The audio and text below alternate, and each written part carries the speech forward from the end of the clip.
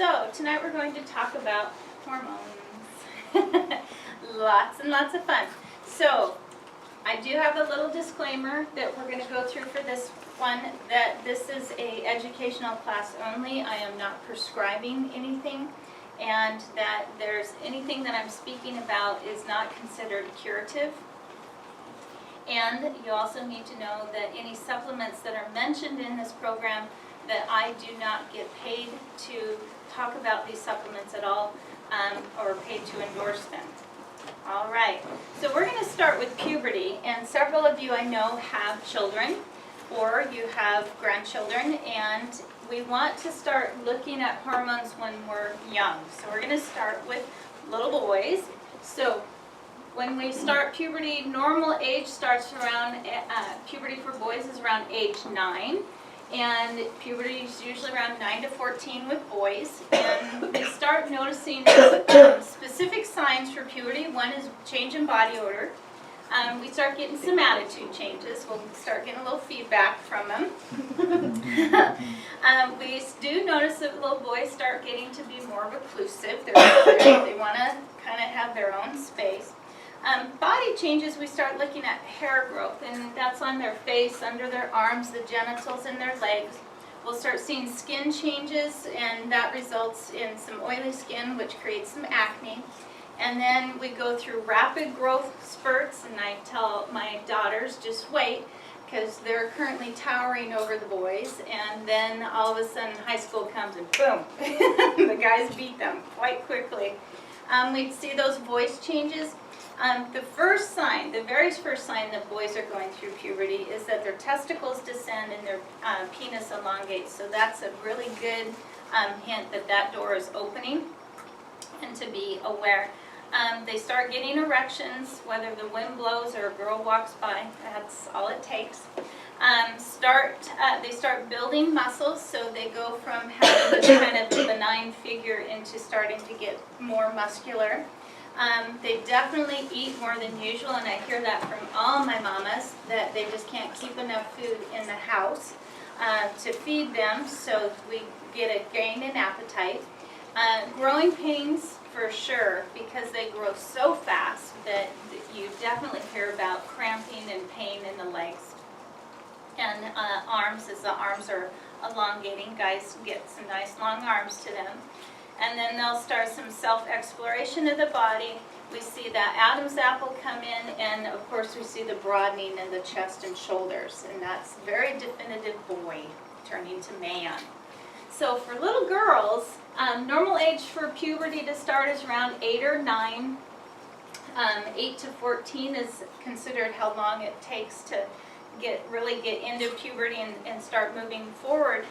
But with little girls, breast budding starts, and they start complaining about breast tenderness and itchiness. Definite body odor changes, and they start getting figure changes where the hips round out and their waist tucks in a bit. They, too, grow body hair. That's the pubic area, the legs, and under the arms. And then we start seeing attitude changes with girls. They start getting all out there. Skin changes as well. We get some oily skin and brings out some acne. We start seeing some food cravings, and they start getting a little pooch, so that bloating starts coming in. And then because we've got these types of changes in girls, they become more self-conscious.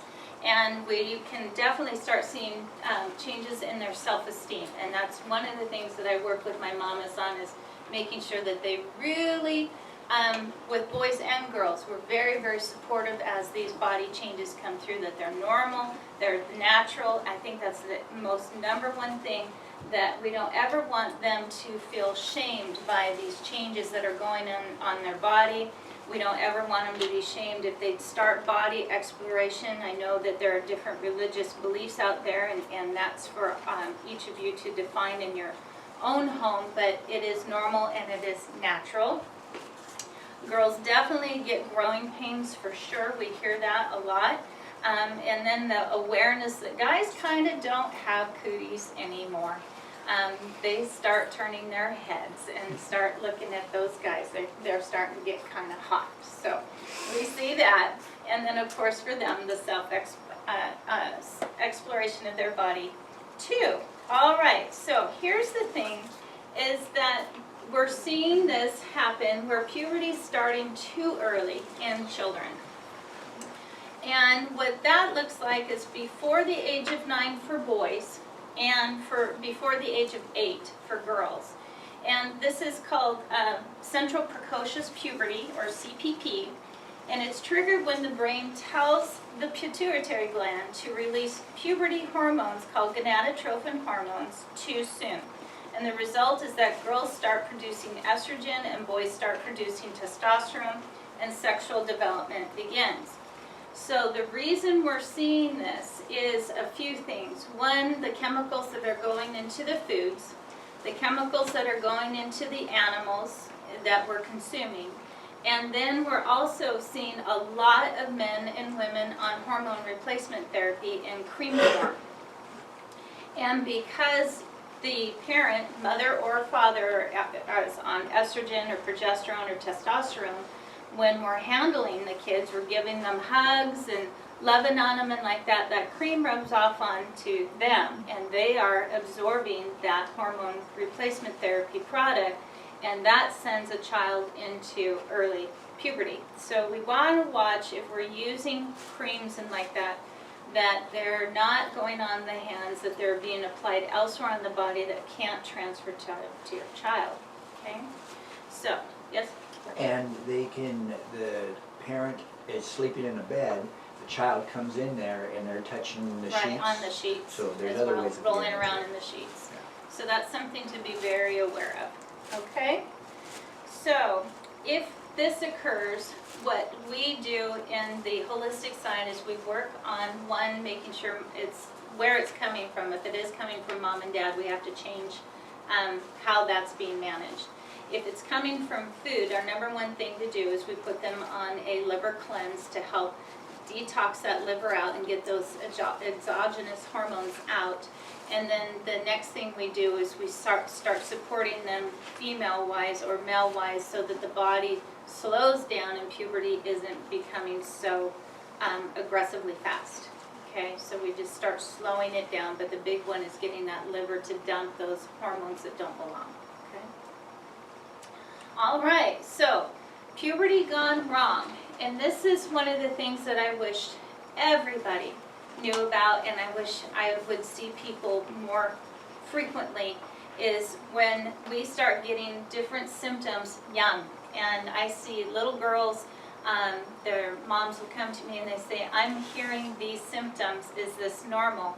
And we can catch it sooner than later, because once we let this go, then we get a girl in her late teens into her 20s and up into her 30s where it's gone way out of hand, and same with boys. And then it gets harder as we age to try to turn around, okay? So some of the symptoms that are not normal is acute menstrual cramping, where we're having to take time out of school. That's not normal. Or a half a day spent in agony. That's not normal. We should not have cramping. That shows us that we have some major mineral deficiencies, and calcium being one of them. Heavy bleeding, where the girl is going through a pad an hour or a tampon an hour, not normal. It shouldn't be that way. Facial hair on girls, and this picture up here shows a female who has almost a full beard. That is not normal, and that's a big sign that we have estrogen converting into testosterone, and she's getting more male hormone than female hormones. So we know that something's not right there. Boys who are developing breasts, we're seeing this more and more now. And that's something that I really work to make sure we're moving those female hormones out. If the testicles won't descend in a boy, if the guys are not growing the body hair like they should, women, if they're vomiting with their periods, not normal at all. Depression on either side, boys or girls, whether it's depression or anxiety, that's a big red flag. Not going through puberty, boys and girls, until after the age of 15, then we know there's something not quite right either. Headaches and migraines, boys and girls can get headaches and migraines through these hormonal changes. Again, that's a big red flag that says something's not right. Acute mood swings, as its sign says, next mood swing 6 minutes, look out. Then we know we've got something that's not communicating right up in the brain. And then unusual food cravings, where they're eating dirt or chalk or excess of certain foods. When I was running through this, my husband says dirt and chalk, and it's like, yes. I've had clients that come in and say, I sneak outside and I eat dirt. It's a huge mineral deficiency, huge mineral deficiency. The body says, all right, or they suck on nails because they're trying to get iron. That it's really listening, that when your body is sending signal, it's there for a purpose, and we want to make sure that we're really listening to those signals that are saying something's out of balance here, and there's a reason, okay? I have women come in and, I crave chocolate. Well, chocolate's magnesium. Well, your body will turn on the signal and say, hello, will you get me some magnesium? And the only place I know how you get it is through chocolate, so would you please go eat some chocolate so I can get some magnesium up and running, okay? So then once we get them on some good magnesium support, then all of a sudden those massive cravings for chocolate go way, way down. Okay, the other thing that we hear of, and this is something to really pay attention to, is I get this pain in my chest or this thumping in mom. That says we either have a hormone flux that's too rapid, or there could possibly be something going on with the heart. And it's something that you really need to pay attention to, okay? Most times it's usually a hormone flux. But again, we're seeing more and more children who are having heart complications. So we want to really pay attention to what's going on with them. All right, so the other thing that's not normal, and we want to catch it as soon as we can, is called PCOS, or Polycystic Ovarian Syndrome. And I'm the poster child. I have suffered with this all my life. And it's not fun to deal with at all. It's one of those that is highly misdiagnosed, especially in girls. This is for girls, and they don't look at little girls with this at all. It's bypassed, and they miss it until the women are in their mid-20s to going towards 30s. And it usually won't show up because the symptoms are so vast. It's not until they've had multiple miscarriages and then they start taking a look at this. But if we can catch it with little girls and start getting it managed, at least it can be managed through diet and supplements and herbs versus them suffering as they get older. So fibroids and ovarian cysts, that's polycystic ovarian syndrome. Again, these are in the ovaries, down in the lower region of the body on the female. Cysts grow inside of the ovaries, and they start looking like a balloon that you've just put a bunch of marbles inside, okay? That means the follicles that are supposed to be released and converted into an egg don't, and they stay inside. And then they can also develop fibroids on the inside of the ovaries, on the outside of the ovaries, in the uterus, in the cervix, etc. And that starts leading into endometriosis as well. So weight gain and inability to lose weight, hands down, number one sign. They can exercise, they can eat 500 calories a day and not lose weight. The body will not let the weight come off. Cystic acne, facial hair, body hair. Now this is a big one. So you saw the picture on the previous slide where she has hair up along the chin. But that's not the only area. That is also around the nipples, and that's also the pubic hair growing up towards the midline here. That's excess hair on the arms and on the legs. It's very coarse, and also on the back. So that's not all women do that who have PCOS, but that's also some big signs. Women also will have to start shaving because they have so much testosterone in their body that they grow a ton of facial hair, and it's coarse like a beard, okay? So the flip side of it is hair loss and thinning. So while their body's busy growing hair here, they're losing it and getting thinner hair off the top of their head, and they can also lose their pubic hair as they get towards menopause. It's very interesting that the body will release hair from certain areas but grow it in others. So that's something to be aware of as well. Insulin resistance is the body's inability to manage blood sugars correctly, and that leads to type 2 diabetes if blood sugar isn't managed. Chronic miscarriage, the body, because the hormones are so off, the body can't register that it's pregnant, okay? Low progesterone and high testosterone because the estrogen's converting into testosterone.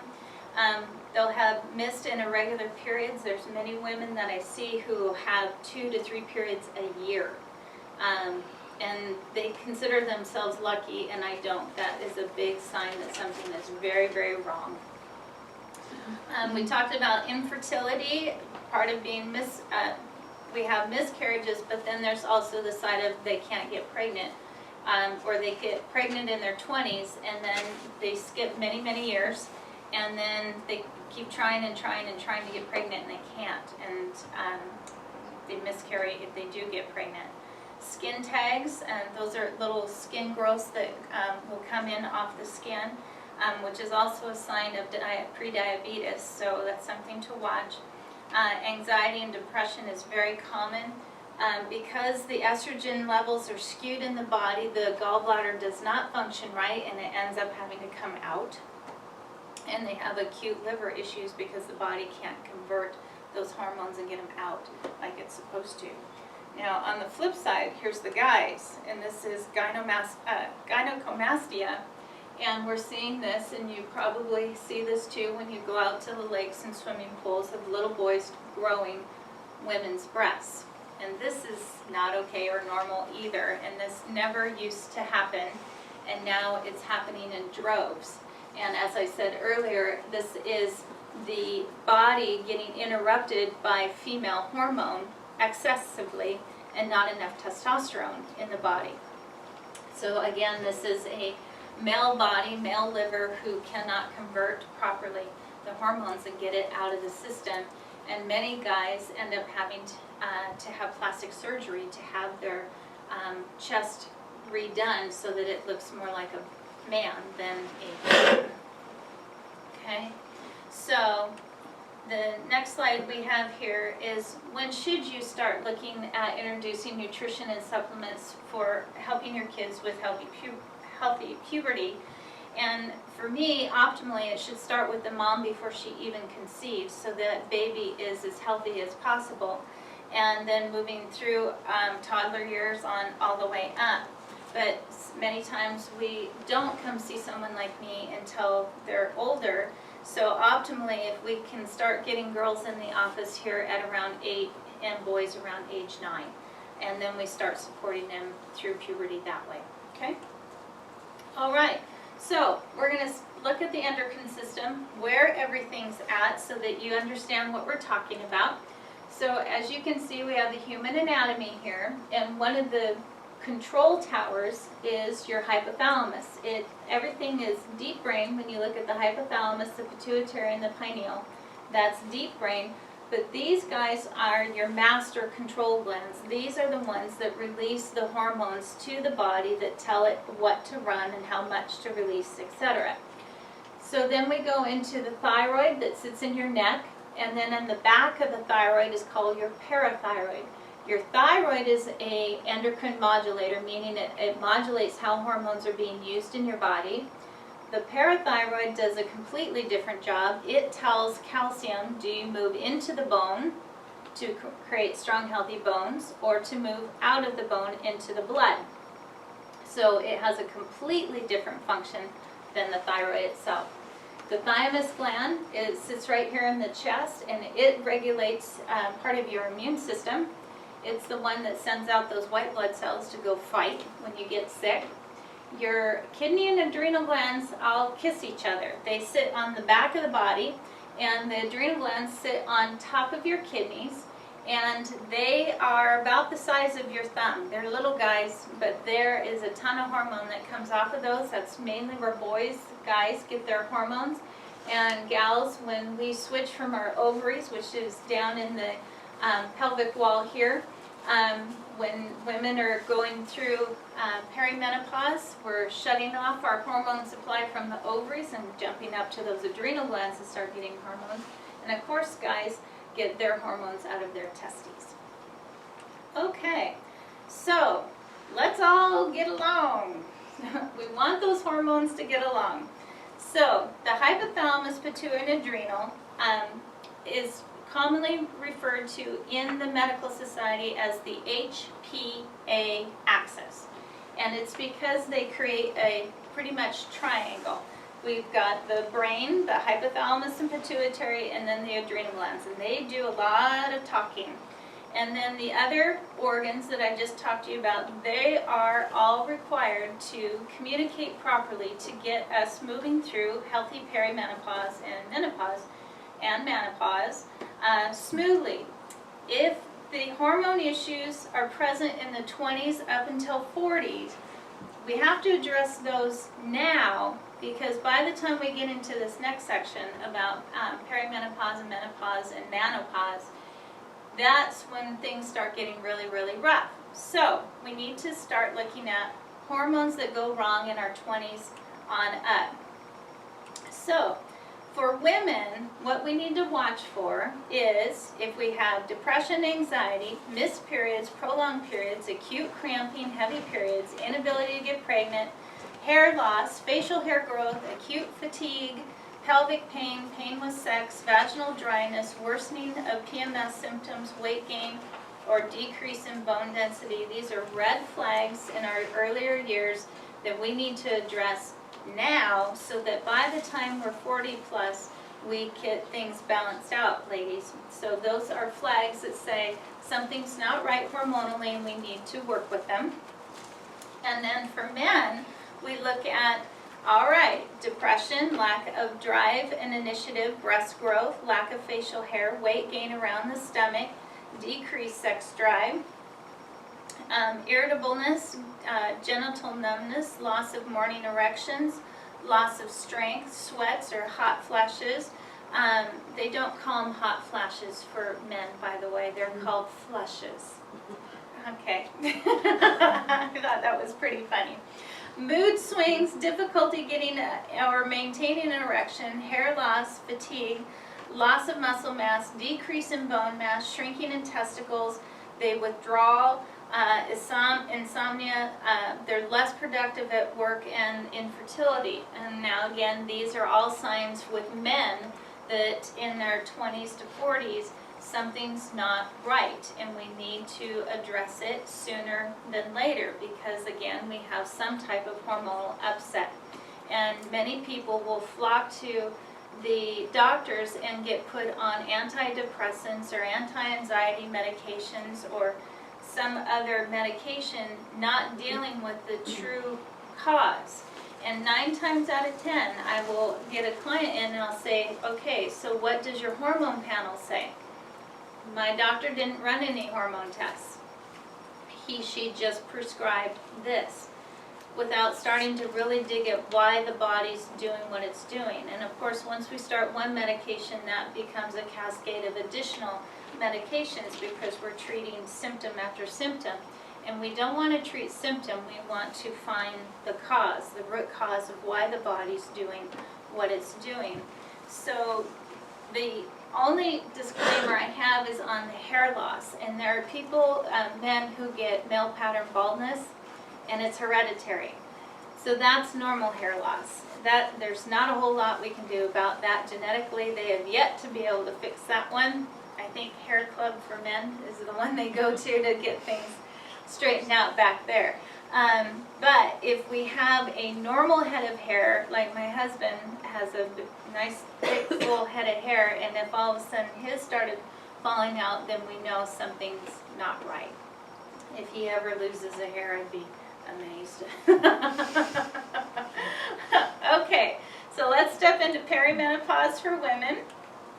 So it's a decline in progesterone production at the first as the first change to affect women. And this can occur years before the actual onset of menopause. 5 to 10 years is the swing. Emotional symptoms start showing up first, and the big thing is, and a lot of women don't know this, is your cycle can still appear very normal, but you can still be in perimenopause. Okay? So here's some symptoms: hot flashes, insomnia, mood swings, anxiety, irritability, intense sugar cravings, fatigue, memory loss, brain fog, difficulty concentrating, increased sensitivity to noise and lights, vaginal dryness, pain with sex, shrinking of the vaginal tissue. They're less sensitive in the vaginal area, change in the texture of the vaginal walls, poor ability to adapt to change, and reduced thyroid function. So one of the things that's very common starting around age 40 is bone loss. So on this slide you can see the cells of normal bone, and then this is an osteoporosis bone cells, and as you can see they get quite hollow, and that's how they collapse on each other, and that's where the bone breakage comes in, because we don't have the fibers here to hold things together and make them strong. They are more like a sponge when you get a sponge wet and you can see down into the holes of it. So obviously when you have a wet sponge and you squeeze it, it's easy to move, but when you have a dry sponge, you can't scrunch it, okay? So we want to make sure that in our late 30s at least, we're supporting our bones, men and women, because men get osteoporosis as well. They just don't seem to talk about it as much. Okay, so your symptoms continued. We talked about the bone density, but 80% of perimenopausal women begin skipping periods, but only 10% of women in the United States will stop having their periods without any issues. No hot flashes, no nothing. They just slide right through it. Now in other countries, it's the reverse, complete reverse. The majority of them have no symptoms. They slide right into it, and only 10% of them. Isn't that interesting? Completely opposite in other countries. So, women experience accelerated rate of loss of eggs or follicles starting around the age 37 or 8. That's when we really start dumping, and that's when we know changes are coming. So the big thing that I start seeing in my practice is this dawn of new perspective, and the women become more focused on themselves and their needs. They start looking at their life's purpose and direction, and looking at life as a whole. The big thing that we also hear is empty nesters. The children have left the home, and now how do I deal with life without kids, and it's just husband and myself? And how do I manage that? Very common for career change to happen at this time in women's life. There definite change in financial independence and wanting to have more greater gain on their own finances. This is when the most divorce is initiated, is between age 40 to 58, and it's women initiating the divorce. The children are gone, life changes has occurred, change in job, and they start looking and going, I don't think I want this anymore in my life, I want something different. And so this is the #1 time that divorce occurs. And the famous term midlife crisis gets the slide right in here, because they think she's losing her mind. And it's not that she's losing her mind, it's that she's finding herself finally. She's no longer defined by children. She is now defining who she is outside of that, okay? A lot of emotional changes coming on, and the big thing is, a lot of people don't realize, is that there's a lot of estrogen up here for women, and it starts going away, and that causes hormone changes, which causes emotional changes as well. Okay, so ovulation, 2 to 8 years prior to menopause, most women will have an occasional non-ovulatory cycle, and it can cause you to be quite emotional because you're expecting your monthly cycle and it's not there, okay? Cycles start to become unpredictable, which means you can have irregular periods, prolonged or excessive bleeding or spotting. And as the follicles become less and less available, hormones start to change. And that's what impacts your hypothalamus and the pituitary. And that decrease in estrogen and progesterone causes unwanted symptoms like hot flashes and night sweats. That's when things start getting a little uncomfortable. So, symptoms of what's called onset menopause. There's perimenopause, which is those 5 to 8 plus years that are out there before you go into menopause. And then these are the symptoms where we know menopause is definitely coming. And the number one thing I hear from women, I never used to snore, and now I snore, and my husband's hitting me all the time. Again, that's an estrogen change. Hot flashes get worse. You can have over 100 a day and over 60 a night. And that's where you're starting to see medications coming out for women to try to control those hot flashes and night sweats because they aren't sleeping. There's no way to sleep when you're having that many hot flashes at night. You know, sheets on, off, on, off, on, off. Depression is very common. This is one of the highest age groups to be prescribed medication, mental medication. Heartburn, reflux, and indigestion. Again, we have these hormonal changes, which is causing digestive changes because the pituitary is not firing like it should. Irregular periods, excessive bleeding, breast swelling and tenderness, mood swings, including irritability, headaches, especially if they've gone several months without a period and then all of a sudden one shows up, and those big dips in hormones will cause headaches and for some women migraines. Weight gain, and this is the biggest one. Oh boy, do I get people, ladies, and I gain weight around my stomach and I can't lose it. Doesn't matter what I try, I can't get this weight off of me. The problem is those fun adrenal glands are releasing cortisol to try to get your body to make more estrogen. And so it comes right here. And it's a storage tank. Isn't that nice? No. So getting this weight to come off is very, very hard, and that's why a lot of women will resort to seeing a plastic surgeon and like that, because their diet is right, everything else is looking semi-thin, but they can't get the tummy weight to come off. Okay, so that's cortisol, and we're going to talk about that in just a minute so that you understand that. And then cold hands and feet, again, that pituitary controls a lot of circulation. And so if it's not firing right, our extremities get chilled down. And then, of course, a loss of sex drive. I hear that a lot. So hot flash, misery. Big thing that we do know is that stress makes it worse. We get more hot flashes, and this is for men as well. Their hot flushes get worse with stress. Anxiety and tension make it worse. Smoking makes it worse, but the big one, that's why I've got this all caps, sugar. Sugar in the diet makes it just go through the roof. So we definitely, when we've hit this stage, sugar consumption needs to drop big time. Excess weight, caffeine, because it's causing the adrenal glands to amp you up, and of course being amped up causes hot flashes as well. Insomnia, not getting good sleep, will make them rear their ugly head. Bad diet, bad digestion, the liver and gallbladder aren't working right. And then the big one, general endocrine insufficiency, and that's why we want to prepare for perimenopause in our 20s and 30s so that you can cruise through this and not hit the nasties in our 40s.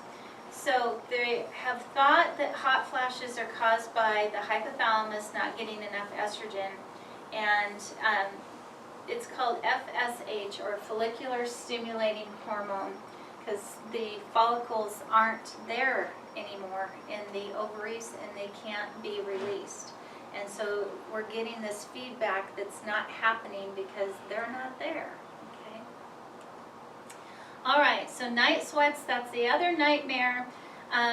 they're still trying to figure night sweats out and what it is. On the holistic side, we think we kind of have it figured out. We definitely see it as an adrenal issue and a massive hormone flux that the adrenals can't keep up with. And those estrogen levels have definitely dropped, and a lot of women will use wild yam to ease the effects, and it does definitely help. The big misnomer is people call wild yam bioidentical, and plants can't make hormones at all. Animals and humans are the only ones that can make hormones.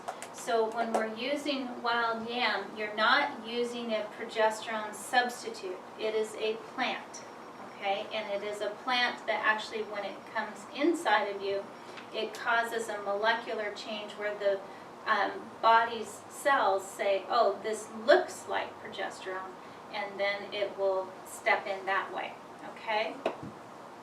So we use wild yam for hot flashes, night sweats, insomnia, mood fluctuations, fatigue, poor memory, poor stamina, and low sex drive. So men can use it as well. Menopause, here we go. This is the time of life where the periods have stopped completely, and that's the term for menopause. No more periods. It's end of your fertile stage. It can occur anywhere from 40 to 61, and I've actually had clients in their 30s complete menopause, which is really, really early. Average age in the United States is 51, and the big one is, and we've been talking about, your ovaries are fully responsible for menopause. During the reproductive years, they allow for the ripening and release of the follicle, which also converts to the egg. But when this ceases to happen, the decrease in hormone is responsible for the buildup and shedding of the lining of the uterine. Uterus is totally stops, therefore we don't have periods anymore. Okay, so surgical menopause, and this is a big one that's happening left and right, and in my opinion, way too frequently. As soon as a woman goes in and says, I'm having heavy bleeding, it's you need a hysterectomy. And instead of finding out why, we just need to take everything out. But the thing is your body still needs all its parts. And so the misnomer is that if we remove the uterus, or we have an ablation, which means they scrape the uterus to stop it from bleeding, women believe that they are done and that they're into menopause. Wrong. As long as those ovaries are still there, you're going to go through menopause. It's still going to happen. Sorry, Charlie. Now, if it's a complete, where they remove everything, it immediately puts you into menopause. And one of the big things that we try to coach people on is if they have to have a complete, that they should start hormone therapy immediately.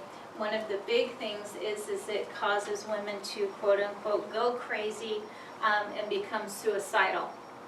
So when a woman comes to me and says, I want to have a hysterectomy, I make sure that they're very educated, that I send them to some specific sites so that they read up on this and fully understand what they're walking into, because the statistics of women being suicidal after a hysterectomy is really high.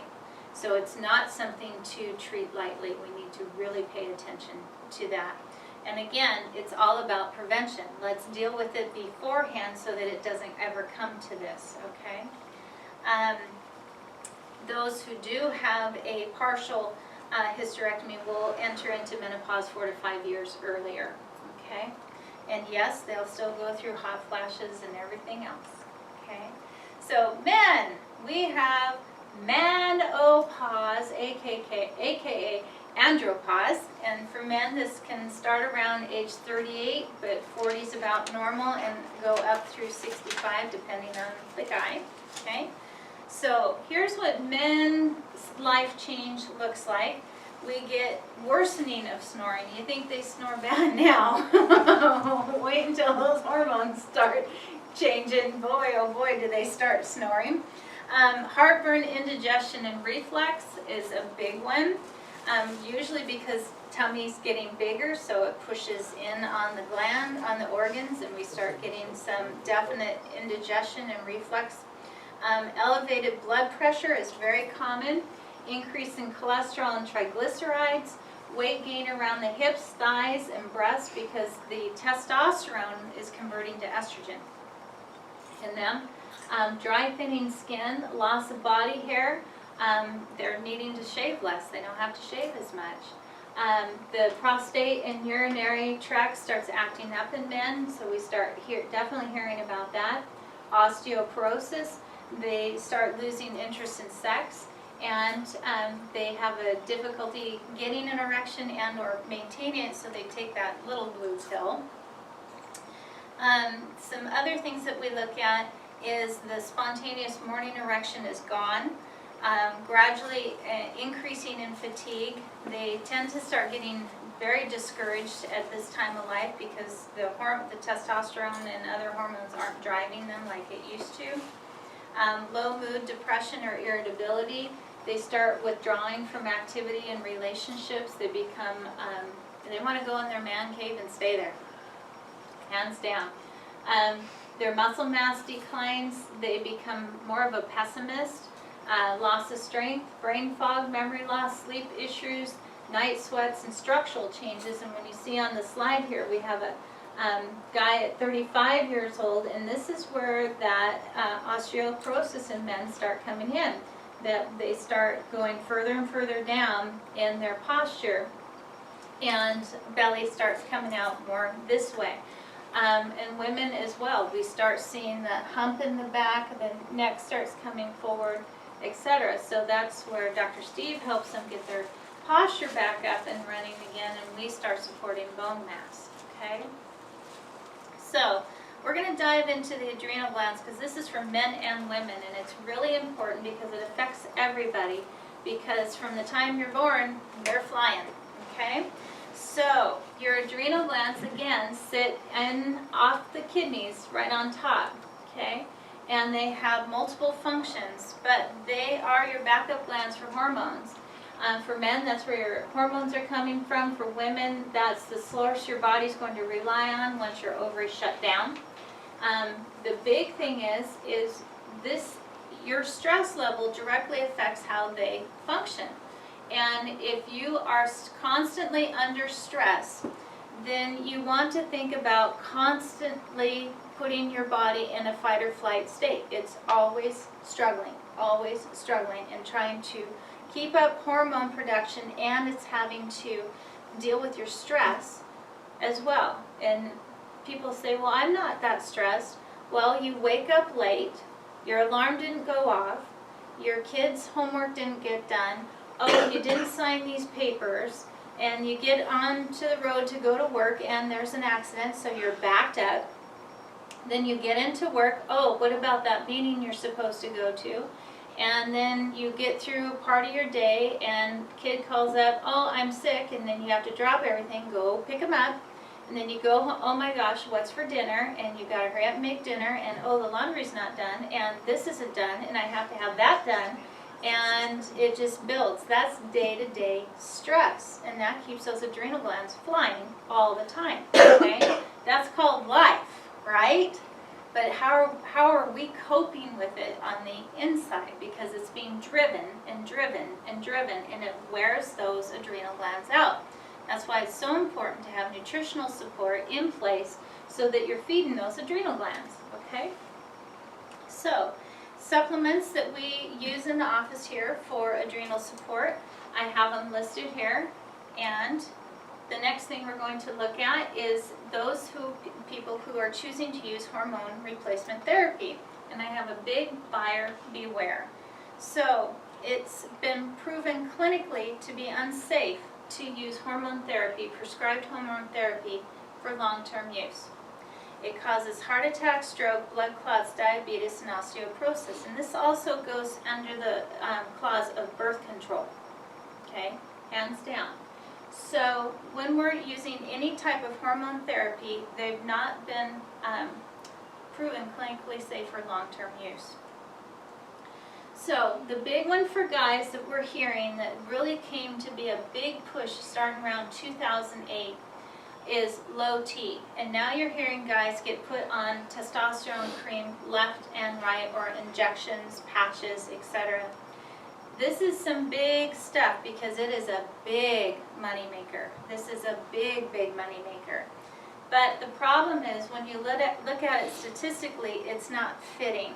So after the age of 40, testosterone levels drop by 1 to 2% per year. Actual low testosterone is rare. It's not common at all. Estimate of men who actually meet the diagnosing criteria is 0.1% of men in their 40s, 0.6% of men in their 50s, 3.2% of men in their 60s, and 5.1% of men in their 70s. That's not a whole lot, okay? So the FDA has not approved testosterone to improve strength, increase performance, or physical appearance, and that's how they market it. It's going to make you buff, guys, in your 40s, 50s, 60s. It's going to make you look like you've drank from the fountain of youth.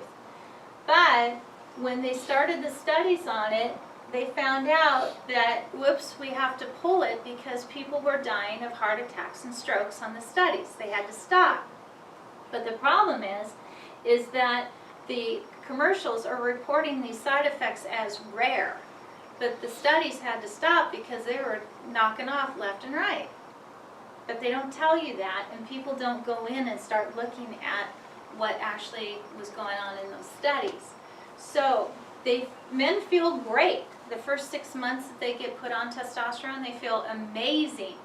But then they have to keep getting more and more and more.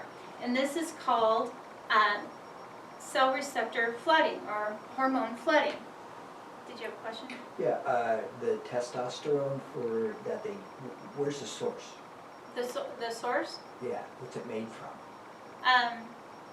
It's synthetic. It's the women, the Premarin is pregnant male urine, is where the estrogen is coming from. That's why we come back here. Pregnant mare, horses, in is urine. Pregnant mare urine is where they're giving you your women's hormones from. Not okay. Not okay. That's where the name comes from. You can go Dr. Google that and take a look at that. But that's where the women's hormones are coming from. Unless your doctor has it naturally compounded. Okay. All right, so hormone flooding, and this is something all ages, I believe, need to know. And we're going to do a little in-depth talk right here. Hormone flooding, as you can see, we have some doors that are closed and some doors that are open.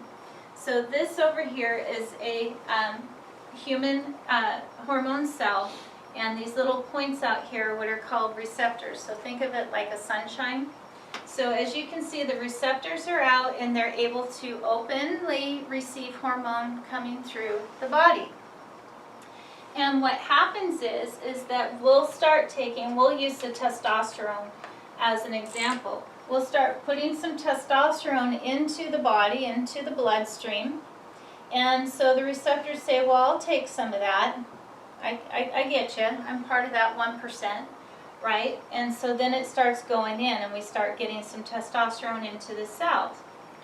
But what happens is, all of a sudden, because he keeps, or she keeps, either one, starts increasing the amount of hormone going in, the cell starts going, whoa, whoa, whoa, there's too much hormone, so then it starts retracting and pulling its receptors in, saying, there's too much hormone, I can't function with that, and it starts pulling in. So the testosterone is even higher because he's increased it even more. But the cell's saying, I can't handle anymore. But the blood level shows a different picture, right? What this actually looks like is the cell is actually deficient in testosterone, but the blood is full of testosterone. So when they go and take a hormone panel, we've got a little skewed view because the cell is actually deficient.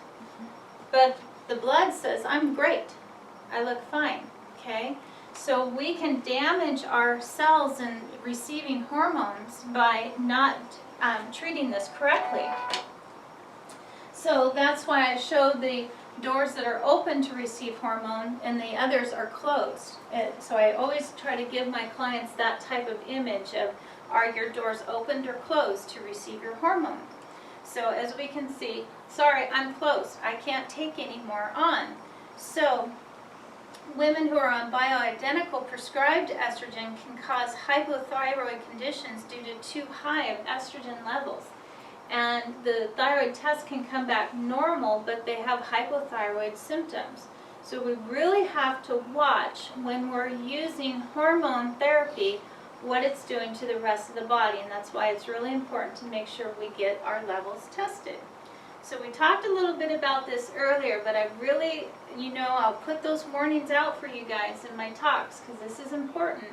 When we're using synthetic hormones, it's contaminating. It's cross-contamination. So it passes to your spouses and to your animals and your children. Yes, your animals too, and that's something that people don't realize. It rubs off on your sheets, you get it in skin contact. Your animals get it from licking your hands or your body parts or you petting them because you've got the creams on. For women, it causes excess facial and arm hair growth, it deepens their voice, it interrupts their menstrual cycle, it causes irritability, anxiety, and aggression in women and children, okay? And then men, if you're getting in contact with women who are using estrogen creams, they grow breasts, they become soft, and I call them a whiny, wimpy man because they've got so much female hormone running through them. And in pets, it causes an enlargement in their genitalia and they become more aggressive. So it's something to really watch if we're using hormones, what we're coming in contact with. So again, if we have a husband using testosterone cream, wife needs to go sleep in a different bedroom, unfortunately. Or we need to find a different cream to, not using a cream, but moving into more of a injectable if they're having to use this testosterone product. The other thing is don't use your hormone creams before sex because you're really passing it back and forth, right? Also, if you're getting a massage, you need to let your massage therapist know that you're using a hormone product because you're giving it to your massage therapist. And if he or she's laying hands on 8, 9, 10 people a day, that's a whole lot of hormone going into someone's skin that doesn't need it, okay? So that's a big warning, warning, warning. So what are our alternatives if we don't want to use all these drugs, okay? So we talked about if you have been on birth control, hormone replacement therapy, and certain medications, you're at risk for heart attack, stroke, blood clots, diabetes, and osteoporosis. The big thing is if you're going to be on a prescribed medication, always go to www.drugs.com and look up the side effects.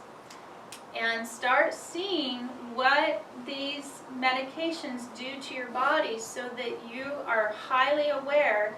Is it going to affect my adrenal glands? Does it change my ability to absorb calcium? Does it cause me to have acid reflux, etc.? Know those symptoms that those drugs cause. And that's vital to you moving forward into the years. We always want to get tested when we are getting any type of hormone work. If they're wanting to put you on some prescribed hormone therapy, get labs first. And the big one that we use is a salivary lab from a lab here in Washington. We get a test done with them, and that gives us a full panel, men and women, so we can see exactly where things are at. And this goes for my kids once they reach an age that they can fill the vial all the way up. So this is not just for adults. We use this for kids too, especially when I have little boys come in and they're growing breasts. We need to see what's going on. Things aren't right here, right? And then of course there's blood tests that are done, and many doctors will prescribe those as well. So that little blue pill where things aren't working so great for guys, and that's a big prescription for men. We want to see if we can head that off without having to use a drug for it. There's different reasons why there's a penile dysfunction, and guys their docs don't always look into that. They will hear the symptoms and say, okay, here's your prescription for the blue pill, and go home and have fun. If it lasts more than 4 hours, please go to the emergency room. Yikes, okay? So erectile dysfunction can be caused by an enlarged prostate, which we've talked about. Is increased in estrogen. Cell phones in the pocket. And a lot of guys carry their cell phones up in their pockets, back here and here. And that electromagnetic field energy opens up the cells and causes cells to bleed out the fluids that are needed to keep integrity in this lower region for men. So men should not, and women, you should not keep cell phones down on the body in the pockets. And a lot of women, they put them in their bras. So now we're opening the cells in the breast tissue, which opens the door for breast cancer, right? So this is not a place, cell phones don't belong in the body, they belong away from the body to keep us safe, okay? Weak hypothalamus and pituitary, again, we're up in that brain, it's not sending signal, okay? It's not communicating. And this is for women too, low sex drive. If this guy isn't talking right, we're not getting signals down here saying, let's go, baby, okay? It's all shut off. All right, stress. Stress is the #1 culprit for a guy not being able to get an erection. Women too. When we're under stress, it's very hard to get aroused. We have too much going on up here, and it's, are you nuts? No, right? Well, guys are the same thing. I want to have sex with you, but once they actually get into the act of it, things aren't working, okay? So stress is a huge one that's very, very often overlooked in the medical profession. Low cholesterol, and man, do I see this on my men with statin use, okay? That drives their cholesterol too low, and if our cholesterol is too low, that mother hormone in men, it's not working. So there's a need for cholesterol. High blood sugar, when we have diabetes in that will definitely cause a problem, or pre-diabetic. Zinc, that will definitely, if we're too low in zinc, especially men, we have a problem because that's one of the main minerals that guys need. On the flip side, if we have a man who over-masturbates, he's losing zinc that way, and he needs to supplement it in. Too much progesterone and not enough testosterone due to a woman using progesterone cream. Again, this is a side effect that women, you may be causing your man's inability to perform. So again, we have to watch that. And then we talk about this a lot in other classes, but there's many products like Axe and those muscle building milk drinks and like that. They have a lot of hormone in them, and those cause a lot of issues. So we want to make sure that we're looking at the products that we're putting on our bodies or consuming. And women, your makeup, a lot of them, especially if it says it makes your skin smoother, softer, anti-aging, you're putting hormones on your skin. Okay, so you're already getting more hormone in, which means you can get an off balance there. This is a big one for men and women, head injury.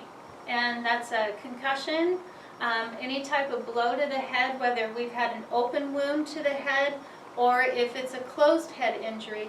This can cause also problems in the bedroom. So we want to make sure that those concussions are dealt with as soon as it happens, and because once it's years down the road, it's more and more difficult. Riding bicycles is a big one for men. Being long-distance riders, and that will definitely cause prostate and testicular issues. Testicular injury, and this starts from a little boy all the way on up.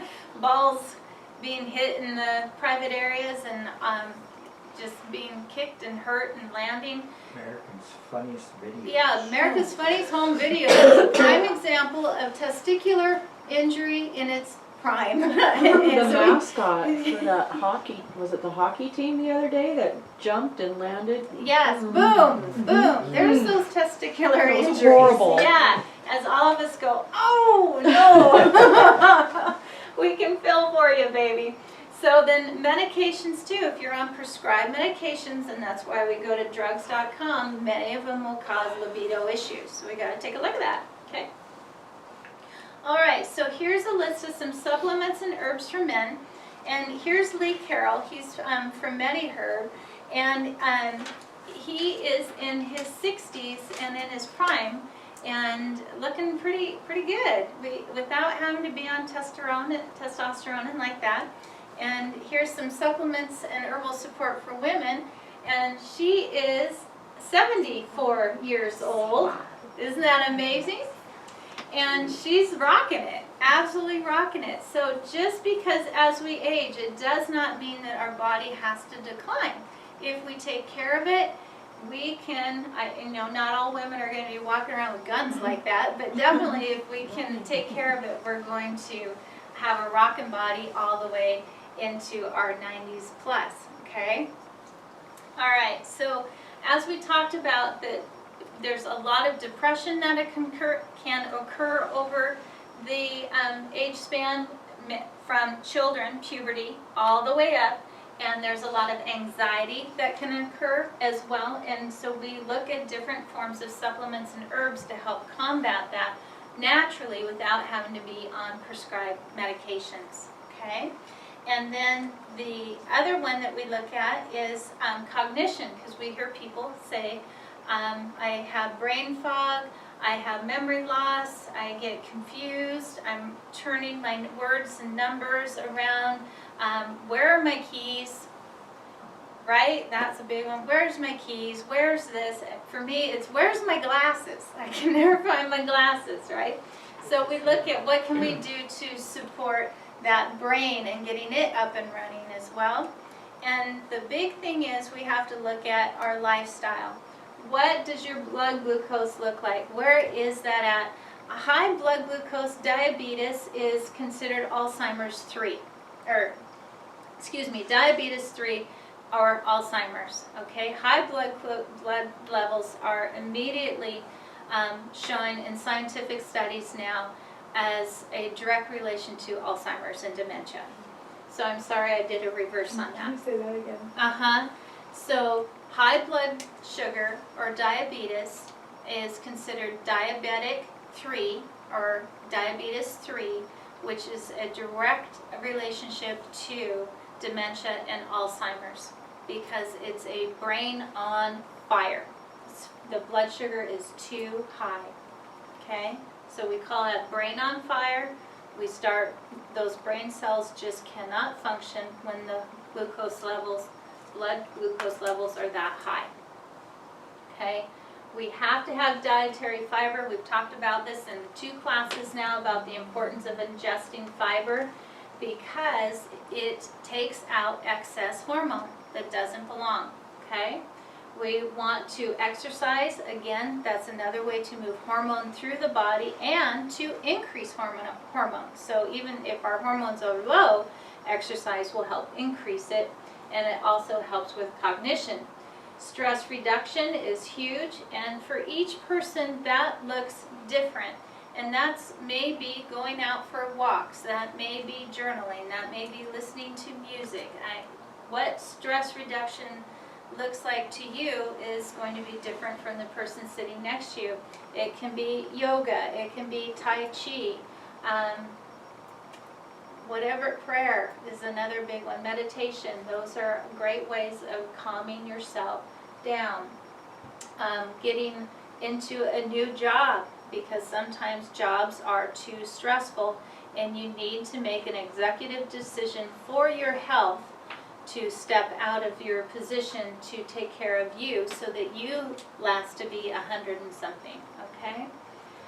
One of the things that we do in the office is a purification program that gets the entire body cleaned up liver detoxification.